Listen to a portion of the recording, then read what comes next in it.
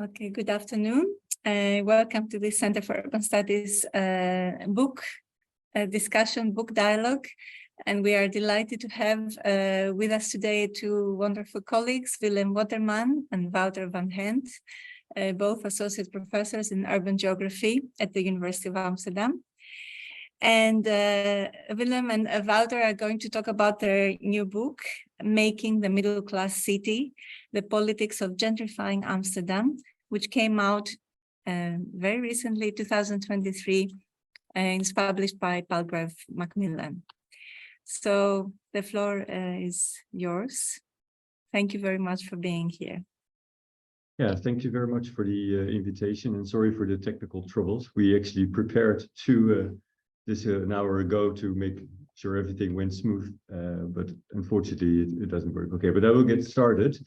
So we're going to talk about our book, Making the Middle Class City, which is basically sort of starting from our own amazement and our wondering about how a internationally well-known city as Amsterdam, for its just social policies, has changed into such a gentrified city where the middle class has come to dominate.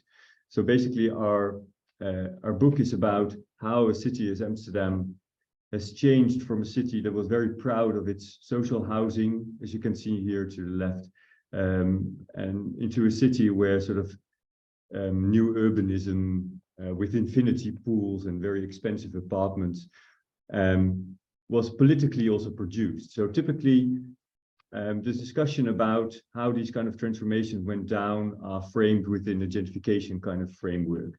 So the class-based transformation of urban space from a working class kind of city into a middle class kind of city.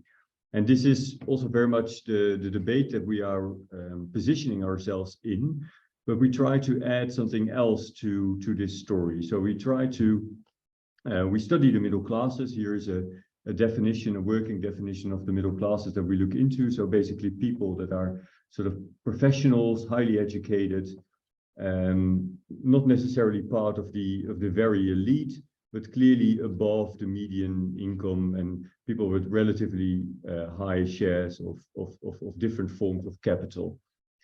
So we look at this middle class in the city of Amsterdam. For the international audience, here you see the city of Amsterdam.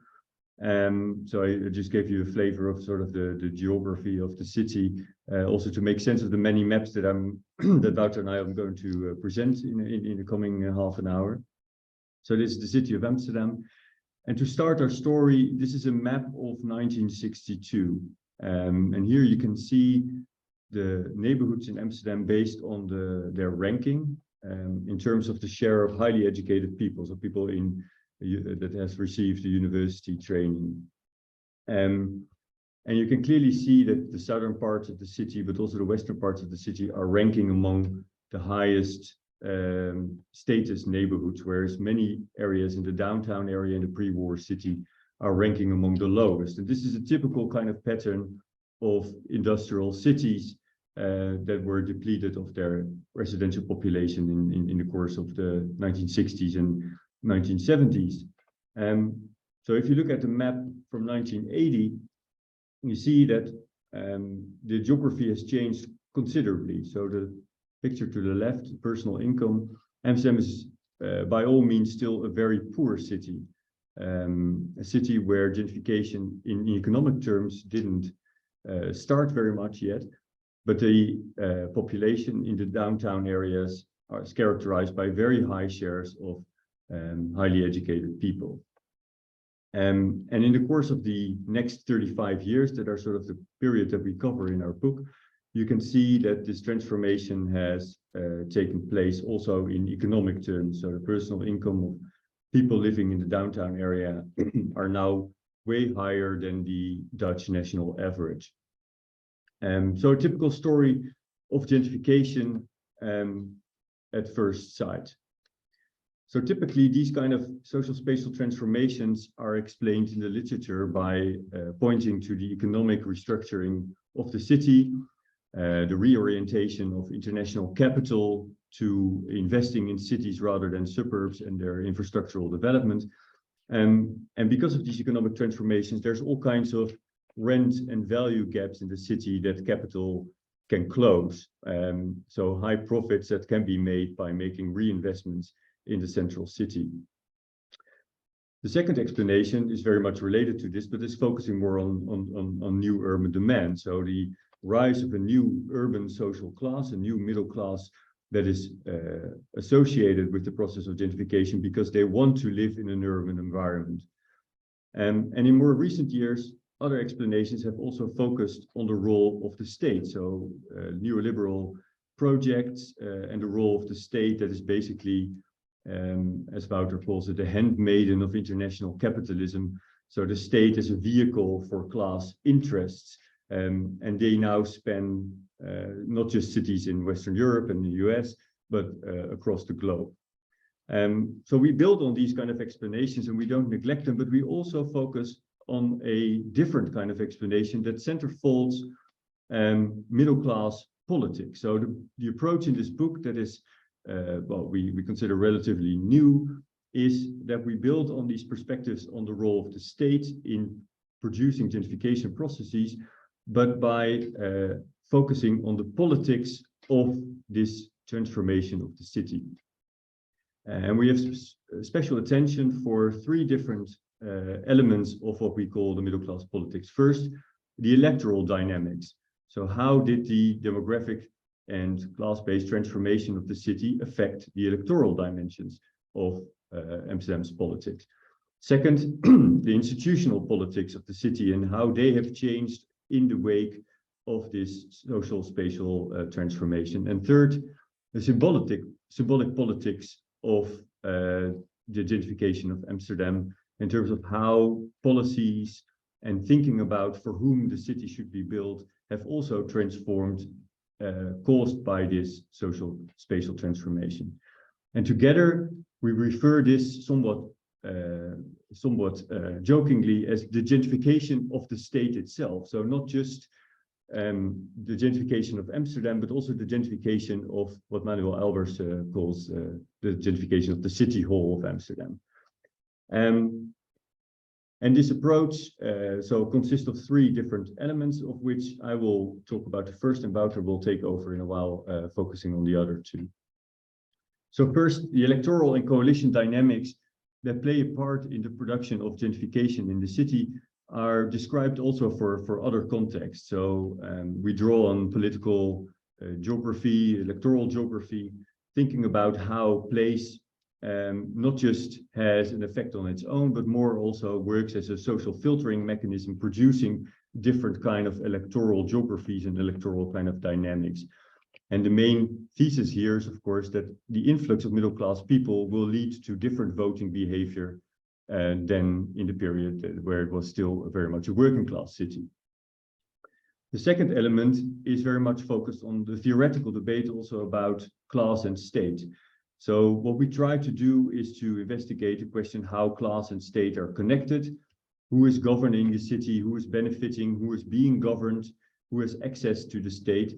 And there we draw on the work of Nikos Poulantzas, focusing very much on sort of the idea that the state is inherently interconnected with class relationships, but it is also relatively autonomous. It is not just the vehicle of class-based interest, it's a site for struggle in its own right. And so to empirically also study how these different struggles over hegemonic projects in terms of urban production are becoming inscribed in the institutional structure of the state. And we connect this or combine this also with a perspective drawn on the work of Pierre Bourdieu, especially his work on the field of politics. And thereby which we refer to as symbolic politics, we study basically how policies were coming into being. So the genesis of different policies in historical spatial context, thereby sort of seeing the state not as a unitary force or something that just exists. Bourdieu says, l'État n'existe pas, so it doesn't exist, the state doesn't really exist. It's about individual state actors, institutions that are combined in a field of a web of relationships in the field of power. So we try to look into the genesis specifically of housing policies, but we also look at some other policies to understand how also these policies came into being in a political force field and how they were legitimized. So what the symbolic politics of the implementation of those politics was. So this is basically the conceptual model of our book. We argue that sort of the population change of the city in social and demographic terms has affected the electoral politics of the city, leading to new forms of institutional and symbolic politics, thereby changing the policies, especially in the field of housing, changing the city in a physical and material sense, but also in a symbolic sense, thereby enabling new waves of remaking of the city in terms of its population, and thereby kickstarting new feedback loops. So we tend to think of this 40-year period as sort of the spatial transformation of Amsterdam in a cyclical kind of perspective. To start with the first in a more empirical sense. So we focused on the electoral dynamics, building from the idea that more middle-class people will lead to different voting patterns. And to just give you a sort of some empirical background in Dutch politics, the political system is much more complicated than just Democratic and Republican votes or Tories versus Labour. It's a whole spectrum of different political parties, but we argue that based on also research from many political scientists, that sort of the middle class vote consists of primarily of these four parties. So you have the Social Democrats, de Partij van de Arbeid, the PvdA, the VVD, D66, D66 and GroenLinks. And these three parties, especially the blue and the green parties, are those parties that are associated with sort of gentrification kind of processes. It's people that are highly educated and also, as you can see, relatively with high incomes, with especially the VVD and D66 being the liberal parties that are sort of capturing most of this middle class vote. So if you look at the electoral kind of dynamics over this 40-year period or 35-year period, you can see that indeed sort of the changing social demographics of the city have translated into an electoral map of Amsterdam where the VVD, but especially D66 here to the right, has gained tremendously in most parts of gentrifying Amsterdam. So especially in the historical city center, but also in the pre-war rings around the historical city center. And correspondingly, obviously, the very strong position of the Social Democrats, who have dominated Amsterdam's politics for over 100 years, have withered, have declined in most parts of the city. Not just relative, but also not just in absolute terms, but also relatively compared to the rest of the country. So, and has this then been compensated by other political parties to the left? Well, Green Left actually captured some of the votes of the PvdA, but on average actually stayed relatively stable. And another radical left-wing party, the Communists, that used to be very strong in Amsterdam, have actually been completely eradicated from the political landscape of Amsterdam. So a decline in the radical left-wing vote, a withering of the social democratic vote, and a rise in the liberal vote represented by the VVD and especially D66. And if you plot this into a relatively incomprehensible kind of graph, but you can study it on your screen and also look it back in the book, you can see that there's a clear spatial relationship between the processes of gentrification and changing voting relationships, where in this quadrant, so an increase in the liberal vote and an actual decline in the left-wing vote is highly overrepresented among those neighborhoods that have gentrified in this period, whereas the areas that are actually not gentrifying have actually turned to become slightly more left-leaning and less liberal.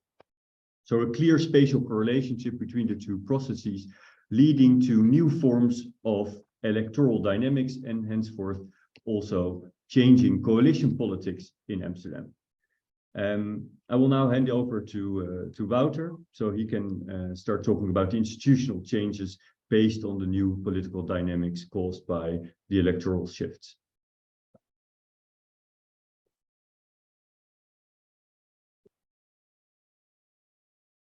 Hello, everyone.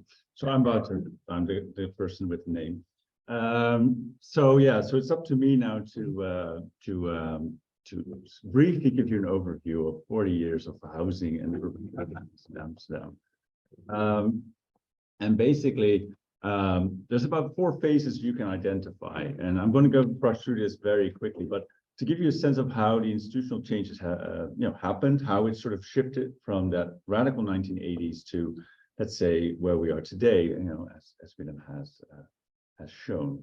So briefly, the 1980s was a period which had a longer history in which the Amsterdam city government was more or less radicalized, had a strong left wing within the PvdA, within the Labour Party, a strong radical element. And very much important for that is neighborhood activism really was on its peak. So housing policies at the time basically were had the adage of building for the neighborhood, meaning that building for those people who were in those neighborhoods, building for for businesses that wanted to stay in the neighborhood, and also retaining the urban structure and the urban form, rather than doing whole-scale renewal.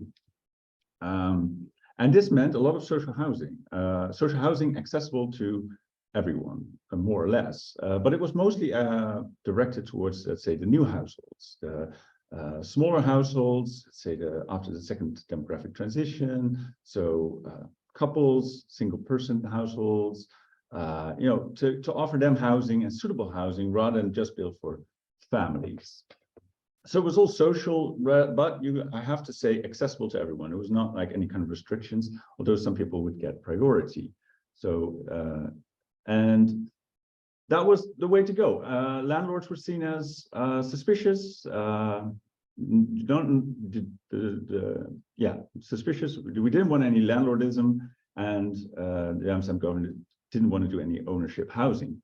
In the 1990s, or already at the end of the 1980s, when we already see a shift in the documents we examined in the archives, where we already see sort of a shift in the discourse, where it was said like, well, maybe we need a little bit of ownership housing, but only a little, and only, let's say, at the edges, and maybe some redevelopments like former like on brownfield redevelopments, and say like, well, we need, but mostly we need some ownership housing to create this for this new middle class that is sort of aging and has sort of entered that city, to sort of free up some of the space for in the social housing sector for some new residents, and that sort of shifted, particularly in the 2000s, when we see more of a bigger shift towards more like, oh, we need to actually restructure our housing market. We need to rethink the way we renew and rethink the way we build new neighborhoods. We want to attract more middle class or creative class, basically. We want to really get those people in so we can actually accommodate urban growth. And this is, the era of Richard Florida, obviously. And it was mainly done through sort of expanding home ownership or owner occupation at the expense, first at the remaining private rental sector, and later at the social housing or social housing sector. And you can kind of see, this already gives you the whole story, and up until 2016, that social rent, the top line, sort of also started to decline after 2002, at the expense of, meaning a growth of owner-occupied housing, and also you kind of see private rent slowly sneaking up. But that's sort of the latest chapter, and we won't get into that today.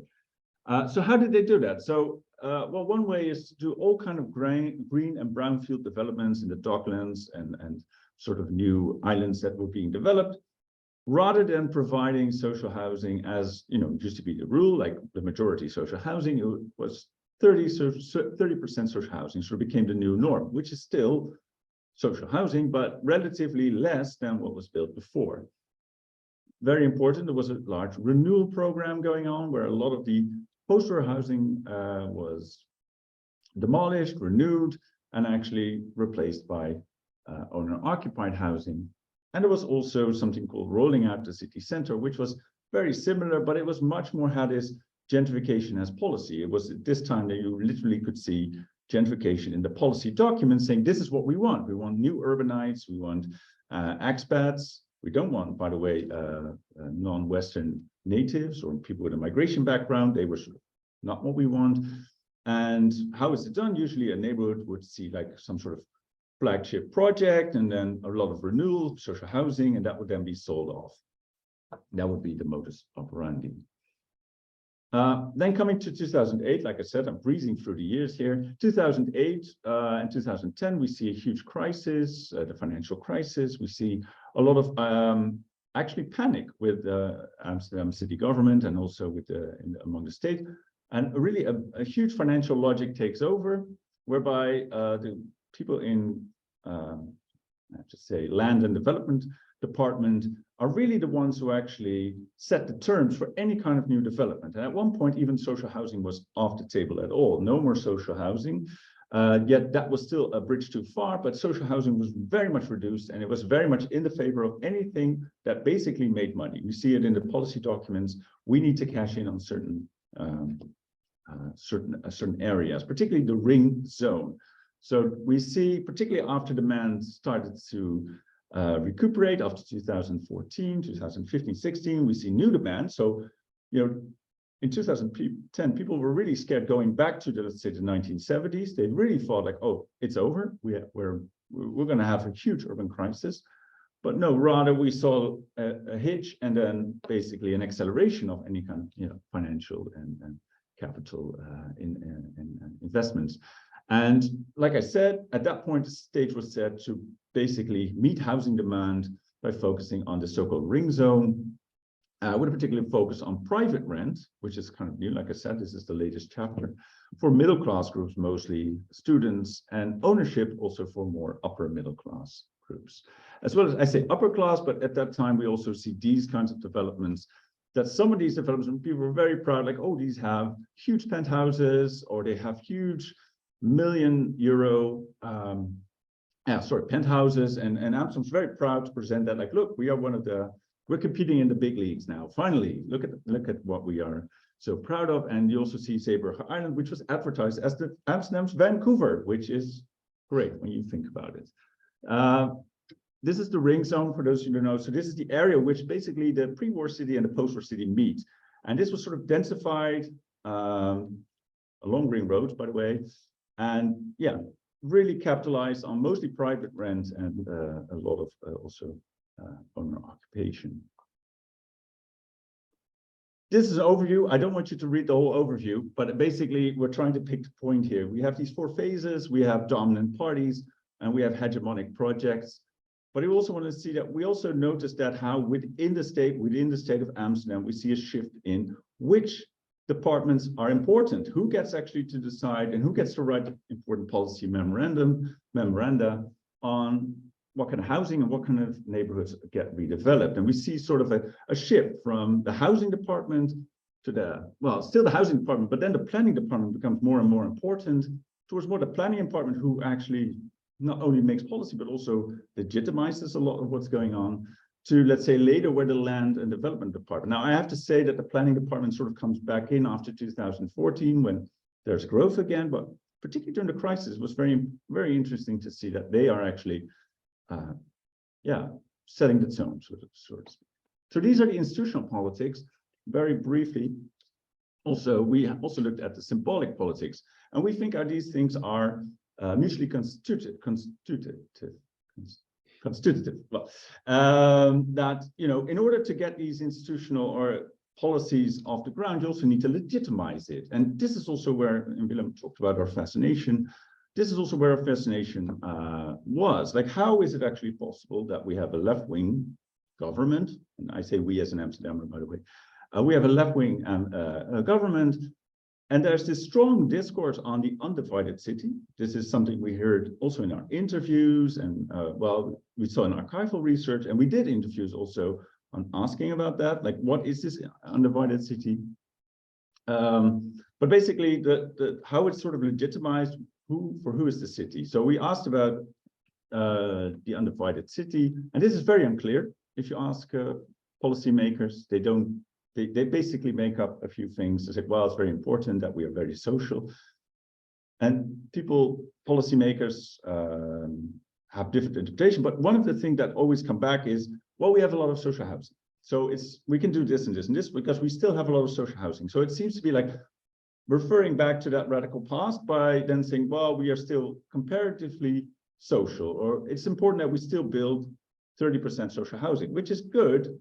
But at the same time, we also witness that, or we also see that a lot of the middle class interests are being, it's mostly middle class politics and middle class interests that are being rolled out. We also looked at the habitus of senior policymakers. And also we have one case study of Van de Pekbuurt, which is an interesting case study. I'll say a few things about it before I wrap up. So this is the Van de Pekbuurt, which is a working class neighborhood, and you can see Central Station in the background and the towers. Well, first you see the spires of the city center, and then you see the south axis all the way in the background. But it's a working class neighborhood that was going to be demolished and going to be renewed. Now, because of neighbor resistance and protests, that actually did not happen. There was something very weird going on because a lot of people were in social housing there. It was still a very poor neighborhood. But we heard, Willem and I, that this was a gentrifying area. And obviously we look at data and we see, oh, it's still a very poor area. But there was something weird going on here in that there was this image being portrayed that this is a gentrifying area. And we also looked at the policies here. Very quickly, a policy quote here. The potential of the Van de Pekbuurt as an attractive urban milieu. So this is from a planning document about the Van de Pekbuurt, can be fulfilled if the quality of public space is improved. The streetscape needs upgrading and green space. The streetscape needs upgrading, and green space would advance the attractiveness of the neighborhood. Also, the level of amenities could be improved. Essential, however, is upgrading by offering spacious housing for the creative class and fitting housing for students and other young, financially less well-endowed urbanites. And urbanites is basically code for white people, higher educated white people. Okay, so we kind of see that they are the municipality is doing something about the way the area looks and is trying to move things through amenities. We also know that the housing association is doing the same thing. And we also noticed that a lot of people were active in that neighborhood doing neighborhood regeneration or neighborhood renewal. So we looked at that. So these are basically everyone who's active in that neighborhood that we could identify, and we link these people based on the organizations they are active in. So very important. These are the people that were protesting. This is the tenant association. So they're kind of isolated, except for one person who was sort of into the other networks. And then there's also people from the housing association. You can sort of see them on the side. But a lot of people like are residents, and these are people who have sort of been put into place. These are mostly higher educated, young people, relatively young people, a lot of women who have been subsidized to do all sorts of cultural activities and also run neighborhood associations and all of these, and basically be active in all sorts of things. They've been sort of subsidized in either in their housing or either in their jobs, sort of portray an image of that area as a gentrifying area, even though it's not gentrifying per se, but it's sort of a lot of symbolic action here going on in that this is a changing area. And so one of the examples, I cannot go through all of them, was the market you just saw. The market used to be a very classic Dutch market. They appointed a new market manager, and that person put it in the main street and also made that an organic market. Now remember, this is a very poor area, and to have an organic market means that you are changing the market from something for the neighborhood to something for outsiders.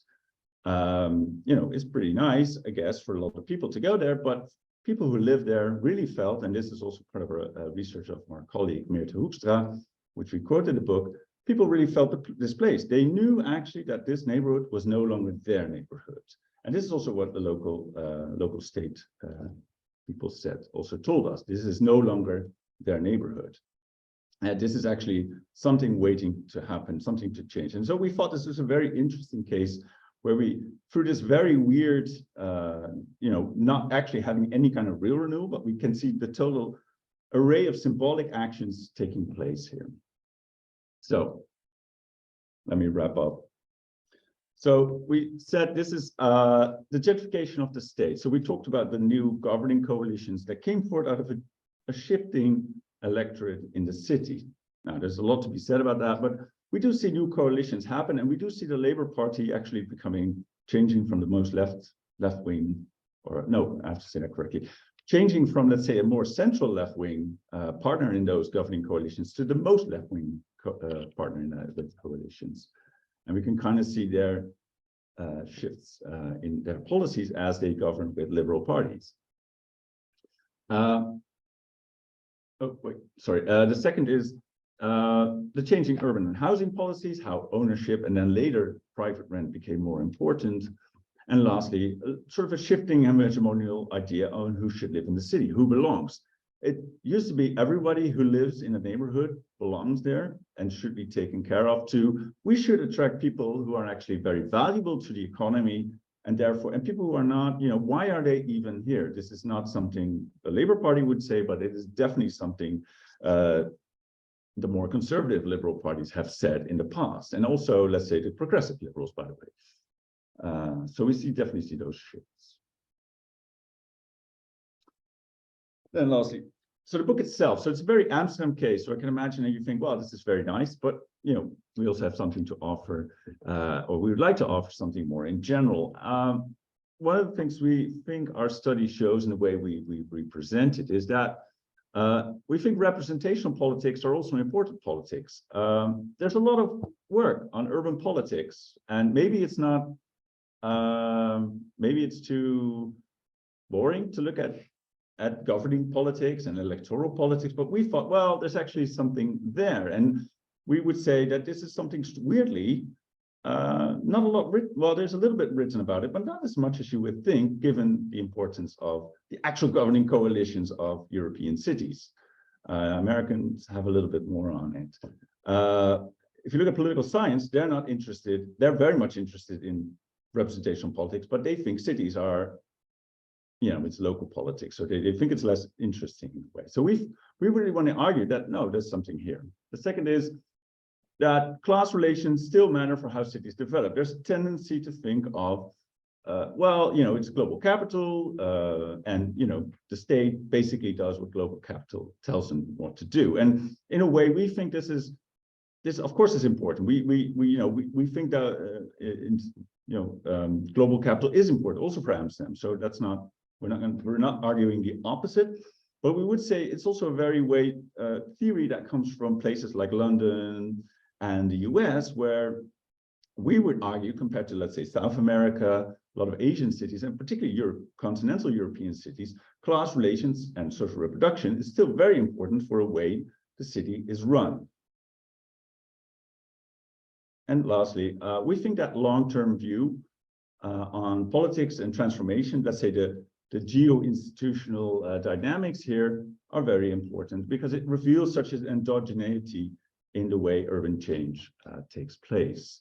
Obviously, we also think this graph, the graph I'm going to share next, we also think the importance of state restructuring, welfare state restructuring, again, globalization and such, and economics are very important. We hit it out, but we also think like there are dynamics within that state that, basically this loop, they happen. And we don't say this loop is closed. We try to say, well, it's sort of a feedback loop that happens, but the direction it takes, that can go in other ways. So we're not saying we're in a closed system now until we get a shock. But we say, again, this is actually a way to think about how the spatial affects the institutional and vice versa. And with that, thank you.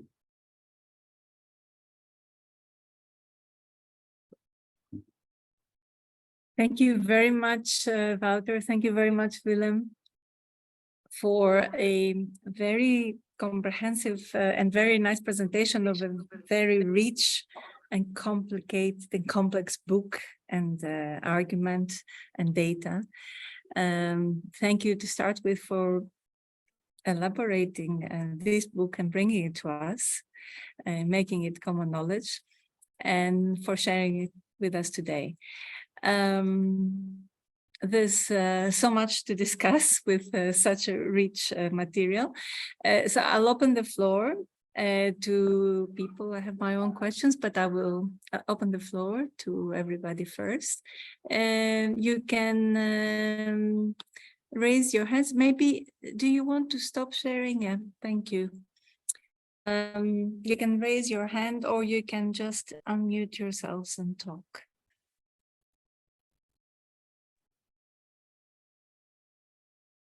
And maybe while people are collecting their thoughts, I can throw a question. It's not a question, really, it's more of a comment. I think it's fantastic that you bring back at the core of analysis of urbanism the class element, because in recent years it tends to be kind of sidetracked to the peril of knowledge production. I was wondering to what extent you have looked into the transformation of the very idea and practice and self-understanding of class itself, and how, if that worked into this process of changing Amsterdam's housing and planning and urban policies. And because in work we did with Melissa Garcia Lamarca, we focused on how the shift from provision of social housing to mortgages and supposedly giving everybody the possibility to become a leveraged investor. Actually, it is symbolically also worked really well in convincing hundreds of thousands of people, maybe millions across the world, that they can do that. They can become leveraged investors in becoming middle classes through mortgages. And I wonder to what extent you, if partially looked into how this dynamic played out, if at all, in the case of Amsterdam. Okay, maybe I can start and Wouter can add as well. Well, I mean, obviously also the idea that home ownership or thinking about your own housing career, quote unquote, as a way to accumulate capital is indeed very much associated with a very specific idea about how to lead your life. I mean, life courses, including the housing trajectory, also gendered and racialized, etc. But the class dimensions are quite clear. So I would say that sort of the promotion of home ownership in Amsterdam is very closely tied into this middle class politics, not just at the level of individual residents that are indeed sort of investing in their own lives and also think that they have accomplished something if they manage to get into the housing market, and they tend to sort of associate their own profits with just smart investing, right? So they ascribe all the benefits that are allocated to them as a personal success, whereas they're quite oblivious of the collective investments and the collective trends that have made this possible, that have enabled those kind of accumulations. So yeah, so what Bourdieu already talked about, sort of the political connections.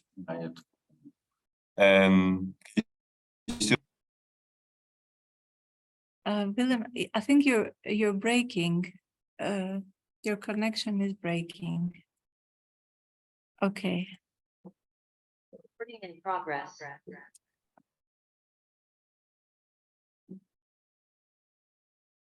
Now we can't hear you. Sorry. It's okay. There's always technicalities in these things, so take your time to fix it. We can't hear you now. Maybe unmute the other computer. You have two computers. Maybe if you unmute the other.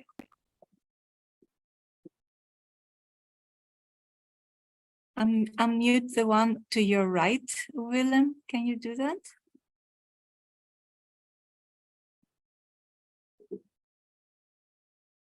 No. Can you try to unmute the Zoom connection of the computer to your right? Ah, okay.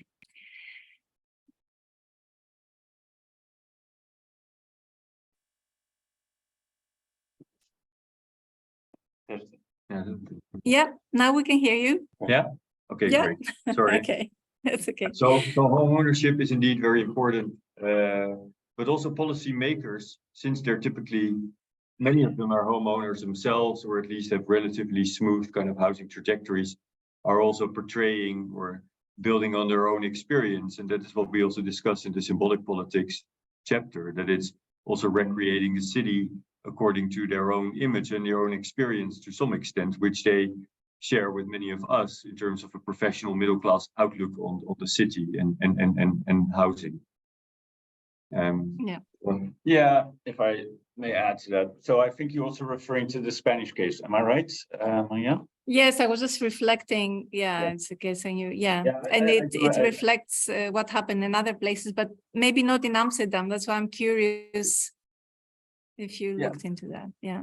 Yeah, so in the Spanish case, of course, there's the home ownership rates are a lot higher, and they have been tremendously expanded, particularly in the 1980s and 70s, if I'm correct. And a lot of people were renting, but basically a nation of owner-occupant was made in a few decades, leading to a lot of predatory lending and a lot of, well, what we see now, the politics in Barcelona, for instance, Madrid. I don't think that is very, very similar to, but it could have been very similar, more in the future, because now a lot of the ownership housing that was created was specifically for, let's say, more wealthy and middle class, and was less for, I would say, lower middle class and people, so again, it was tied into this aspirational dream of home ownership and being a certain kind of citizen. I also think that created a lot of the votes for the conservative liberals and also the progressive liberals, as opposed to, let's say, the social democrats and the socialists. So I do think that actually played into it. It just didn't have that huge fallout once the crisis hit, as it did for the politics, as it did in Barcelona, and I suspect Madrid. Yeah. And it didn't, I mean, I'm not, there's a little evidence so far as I know, but it didn't, also because the safety nets were put in place in Amsterdam, right? People were not allowed, were not left on their own devices when they defaulted, because also there were thousands, hundreds of thousands of defaults in the Netherlands too, but they were not allowed just to fall. So there was still some element of social policy there, which was not there in the US or in Spain or in other countries. Yeah, thank you. Sorry. It did change the sort of the migration dynamics a lot, like the financial crisis, in terms of people being stuck in their homes and not able to move out. But it's indeed a completely different level than actually defaulting on your mortgage. Yeah. Cody has a question. See a raised hand. Thanks. I'm one of the few lucky owners of the book. Thanks also for the presentation explaining the book to me, Wouter and Willem. I was thinking about this cycle between population dynamics and electoral patterns, and I was wondering if you could reflect on the role of our university, so the University of Amsterdam, as an active actor in this cycle. Is it an active actor, or is it just a gentrification factory that provides new, white, highly educated people to the city? Or is it also an institutional actor pushing this cycle? Well, I mean, as well as we do, that that sort of students in higher education has been perhaps one of the most important factors for why cities have turned into middle-class kind of places. I mean, not just through attracting students, but also by providing a particular business environment that is attractive. And the whole economic restructuring very much relied on the founding also of new universities, the expansion of other universities, and the stage we're now in is also attracting many of the international students. I remember when I was a student, there were worries about how few international students were actually at the University of Amsterdam, and they were trying to develop policies. It was the early 2000s, still policies to boost this, and now we're discussing something else. But yes, so they are gentrification factories, and they have a huge impact on the housing market, especially for students, obviously. But the internationalization of the economy, of which university and international business plays a major part, is probably one of the key ingredients why gentrification is now mutating into a much even bigger force in Amsterdam than it was, because it's now primarily consisting of people that are moving into the city that are much more affluent than the average income. So not the students, but also other internationals. And that has an inflationary effect on housing prices across the city. So I would say that the university is also pushing this agenda indeed. Now they've become a bit more ambiguous about this phenomenon, and starting to realize there's also issues associated with it. But as an institutional party, they played a major part, yes. Also in the boardroom, if I understand you correctly. Yeah. Sorry, what's that? Also boardroom.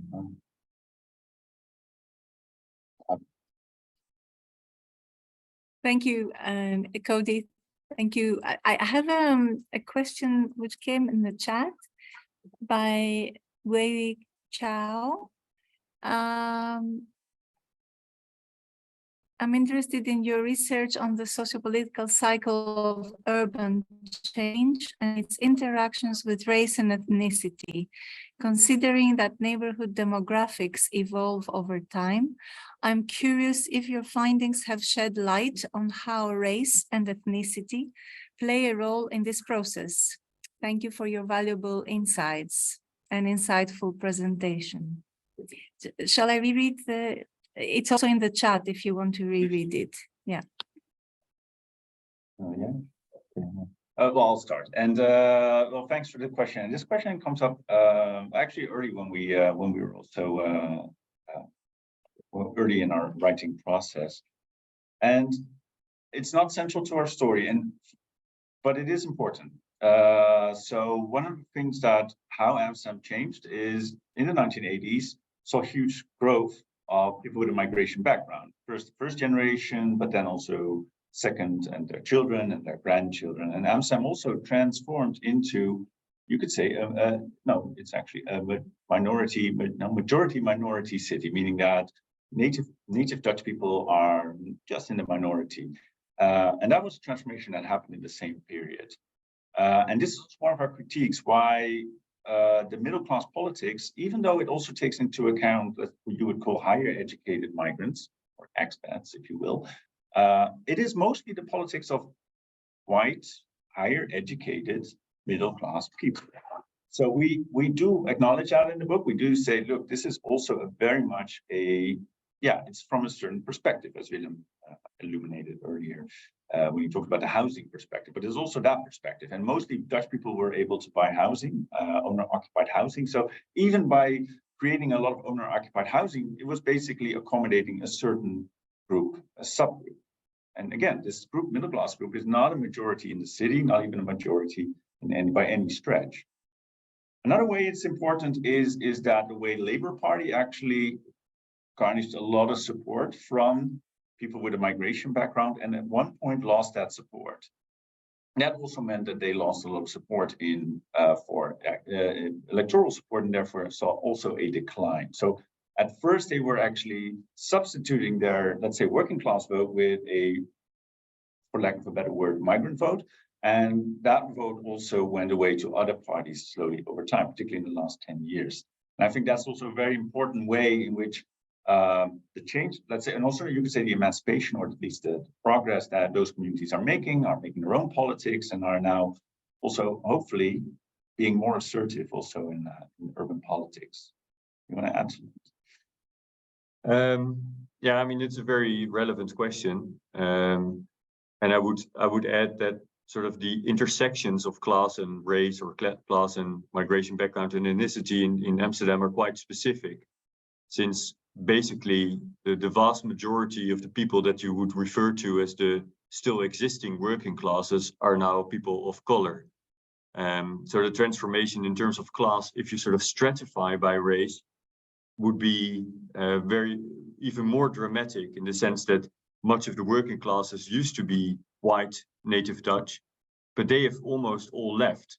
So there's a very, very, very small group of white working class people left. So that also means that sort of the politics that is being played out is very much geared to a specific section of the middle classes that is also predominantly white. So as Wouter already said.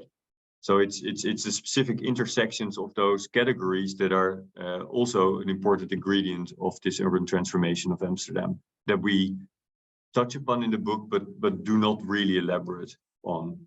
Yeah.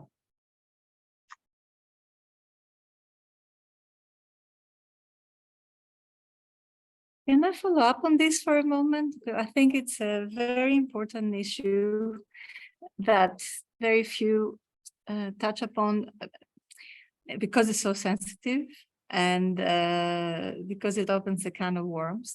But do you think there is a certain, because many of the people with migrant backgrounds, even second generation migrants, who are fully embedded in Amsterdam life, and they are Amsterdammers. But yet, because of mainly language barriers, still, even in second generation sometimes, and educational barriers that come historically because they didn't have access to attain.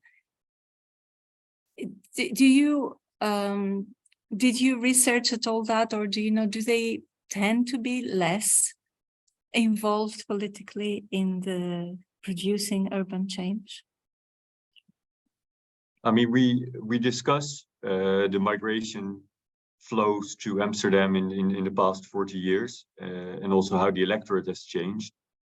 And we also discussed the fact that, for instance, in municipal elections in some parts of the city where many people of migration backgrounds are living, are incredibly low. So the political engagement among some communities is really, really low. Also, if you sort of start correcting for educational attainment and these kind of things. So for some reason, there is indeed a political disconnect. And that's also what politicians and policymakers tell you, that they can't reach them. And so the representational issues that are already in place due to different power relations in terms of class, for instance, are exacerbated by also non-representation because people don't vote, because they don't feel represented, etc. So the sort of over-representation of the middle class interests and middle class gaze on the city, as Wouter already said as well, is actually not really supported by any middle class majority, but it's supported by a de facto middle class hegemony, due to all these kind of ways in which representation works in a formal sense, but also through informal networks and access to the state from a broad perspective. And this is, of course, also tied to language and tied to other forms of cultural capital that are playing a part. But I would see this even as a broader point, that sort of the institutional cultural capital that is required to access the state and to get your point across and your interest represented is clearly, well, not to the advantage of people of many backgrounds, migration backgrounds. Yeah. Thank you. Yeah. I would add one thing. So I do think this is all the case. I would also say, because you mentioned children of, and I would say that even though it's less in a way because of both the interaction with the state as well as the socioeconomic deprivation, I would say that the second generation, particularly, and the grandchildren of migrants even more, they are more vocal. So particularly first generation migrants, we know from literature, are always, they keep their head down, basically. They just want to make it for their families and try to get along. And it's actually those people who are then born into Amsterdam, and then particularly people who are then born again into Amsterdam as well, that they make themselves heard. And I think you can see this in Rotterdam as well, where Nida and Denk have been, had electoral successes, and not as well as in Amsterdam, where Denk has increasingly has electoral success, and also by AIM, which by AIM is a party, a left-wing party that originated, you could say more or less also from Amsterdam Southeast. And so I would say that even though it's less, it's more over generations. So I would say that their impact is going to be a lot more. So this is the optimistic scenarios. There is a politics in the making there that we have yet to see, right? This is the... Yeah, I mean, it's also due to exactly those kind of intersections what we just talked about, right? So educational disadvantaged position in terms of educational attainment is also disappearing. I mean, it still exists, but the Amsterdam gymnasia, so the relatively elite schools, are becoming increasingly populated by people of migration backgrounds. They're class-based, pretty homogeneous, but they're becoming much more diverse in ethnic terms. So there's an emerging elite or new middle class that is of different migration backgrounds, and they will indeed demand representation through different ways.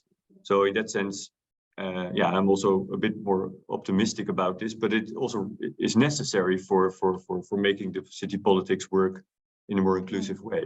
Yeah. Thank you. Wow, this is a very interesting conversation. Let's see, we're running out of time, unfortunately, but let's see if there is any last question by someone, we could take it, or otherwise you can, I mean, Willem and Wouter, would people be welcome to send you questions by email or get in touch with you to follow up? People want the book, the PDF, you can also send us an email. Oh, okay, that's good to know. PDF. Okay. PDF, yeah, okay, that's good to know, thank you. Okay, I would like to thank everybody. If there is any, I don't see any hand raised. So I would like to thank you, Wouter and Willem, very much for, first of all, for the labor put into this book. We all know how important it is, how much labor it takes for one good book to be out. This is a fantastic book. And thank you for bringing it to us. And thank you for talking about it to us today in such a concise and comprehensive manner. And thank you all for being here. We will put a link to this recording on the CUS website soon, not tomorrow, but it will happen. So you can also point people who want to look into this recording. Thank you all for being here. And we'll see you at the next book dialogue. We'll keep you posted. Thank you for the invite and for attending. Thank you. Cheers. Take Thank care. you. Bye. Bye-bye now. Bye. You can stop the recording perhaps now.